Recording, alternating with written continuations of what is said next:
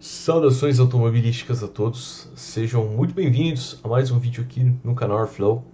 Hoje iremos verificar e destrinchar o novo carro da Red Bull para 2023 de Fórmula 1, que é o RB19. Lembro vocês que caso vocês gostem do vídeo, não se esqueçam de dar um like e se inscrever no canal para fortalecer o projeto, beleza? Bora verificar o carro da Red Bull. Começando pela Power Unit. Os motores, o motor Honda da Red Bull, ele é um motor qual se encontra congelado, né, com as melhorias congeladas, cujo eu já abordei também no vídeo da Ferrari e da Mercedes. São os mesmos motores desde 2014, com uma configuração de V6 1.6 litros. São motores que a potência passa de 1000 cavalos e são single turbo. Eles possuem também uma configuração híbrida, onde se tem o MGU-K e o MGU-H. O MGU-K ele está acoplado na parte próxima ao virabrequim e o MGU-H ele está justamente no eixo entre o turbo e o compressor. Aqui a gente vê a configuração split turbo que a Honda já aderiu há um tempinho. Referente à asa frontal, é um elemento que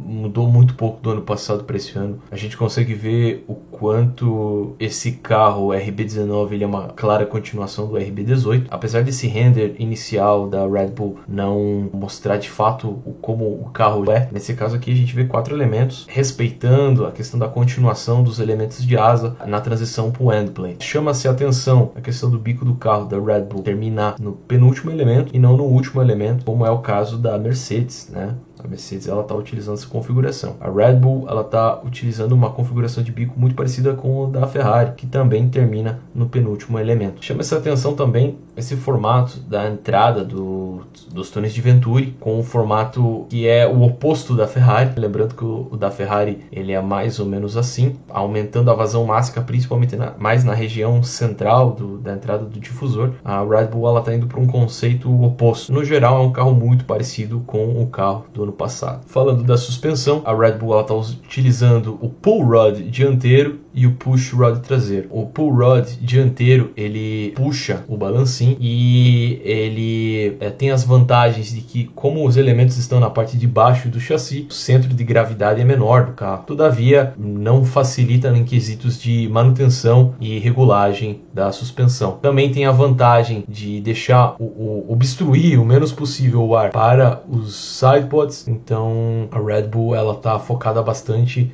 nessa parte do sidepod e o undercut. Na parte traseira, a Red Bull está utilizando o sistema de push rod. O push rod traseiro ele tem a vantagem de que dessa forma não tem a interseção do sistema de suspensão com o difusor. Então a gente tem um difusor bem pouco obstruído e operando de forma no seu volume máximo, né? Continuando aqui com a suspensão, outro ponto que chama a atenção do RB19 é essa angulação dos elementos de wishbone. Todos os carros têm uma certa angulação, mas o da Red Bull chama bem mais atenção, ele é bem aggressive. Esta é uma configuração qual a Red Bull utiliza para favorecer esse movimento de mergulho do carro nas acelerações e frenagens. Então eles acabaram otimizando dessa forma e mantiveram para esse ano. Diferente ao sidepod e o undercut, a gente consegue verificar aqui a comparação do RB18 com o 19.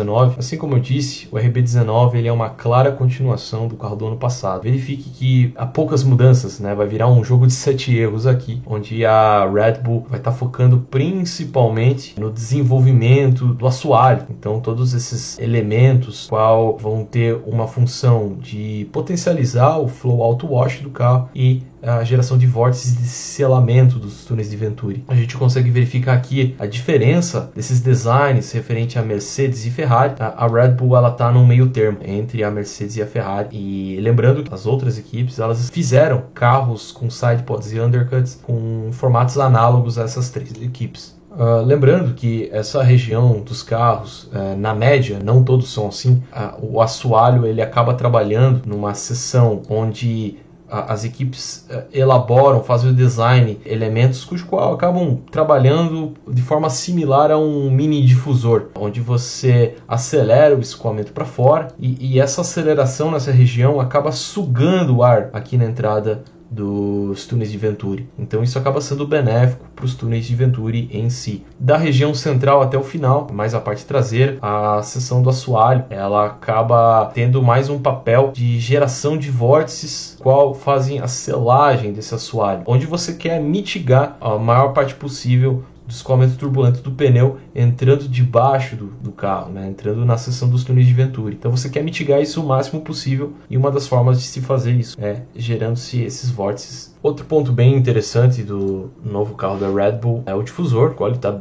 bem grande, dá para ver que ele está utilizando a máxima cota permitida pela FIA, então é um difusor do qual está operando em sua máxima capacidade. A gente consegue ver aqui o Flowvis, né, uma imagem com o Flowvis aplicado pela equipe, que justamente faz o traço do escoamento de ar nessa região. Coloco aqui do lado uma imagem de uma simulação CFD que eu fiz num carro de Fórmula 1 e que ele prediz justamente esse movimento do ar aqui no difusor, né? A gente consegue ver justamente esse movimento. Então a gente consegue ver aqui como o difusor ele acaba sendo casado com a beam wing, que é essa seção de asa na parte traseira, e também com a asa traseira. Então a Red Bull ela tem sido muito feliz no design de um difusor qual está casado com a beam wing. Aqui a gente consegue verificar isso, como a beam wing ela acaba funcionando como se fosse uma extensão do difusor, e isso propicia um pico de downforce muito grande, acaba sendo benéfico para o carro de forma geral. Outro ponto que a gente consegue ver aqui no assoalho do carro da Red Bull, obviamente a gente não tem imagens ainda da parte de baixo, mas a gente consegue ver esse design em cascata aqui, né? Essas escadinhas, qual é uma clara continuação do ano passado, né? Do RB18, qual já se tinha um design do assoalho, da parte